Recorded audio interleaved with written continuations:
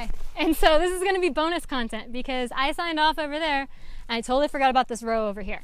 But I just wanted to show you, this is basically my pollinator row. Part of the reason that I planted this here is because over here in this field, you'll see that my neighbor has cows and there's not a whole lot of ground cover on the soil over there. So part of having this sort of like meadow buffer area is when we get these crazy storms and the rain comes flying down that road and comes flying into the field, I don't want all that runoff like immediately hitting my crops. I want something that's going to kind of buffer that runoff, like keep the infiltration in this area, start to slowly spread it, but not have like massive amounts of fresh manure and gravel and whatever else coming this way. But so you'll see a lot of these are I direct sowed, but it's everything from the zinnias, there's some sunflowers, there's some cosmos that are just starting to bloom, there's some marigolds, a little bit of hibiscus roselle, which is what I make jamaica out of.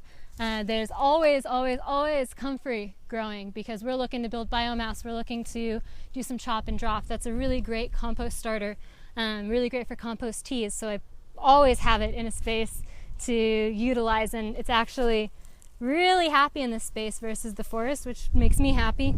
Different kinds of basils. There's a few peppers hiding out in here, some dill. So it's just a really mixed bag of seeds. Both edible, medicinal, flowers, just cut flowers for days. I'm so happy about that I always have a little vase inside somewhere. And ideally, that buffer strip is also a place for my beneficial insects to hang out and reside. It's a place that a fair amount of pests or things we might consider pests, like the caterpillars that eat a lot of the crops, like then turn into beautiful butterflies, like those also reside in here. Just like a nice little safe kind of buffer zone that's backed with grass, that's backed with some of like the prickly lettuce and different weeds and whatnot, and is kind of that first stop for all of the runoff that comes from the storms that come from the northwest, which is a fair amount in this area. And so all I've really been doing in here is a fair amount of compost and mulch.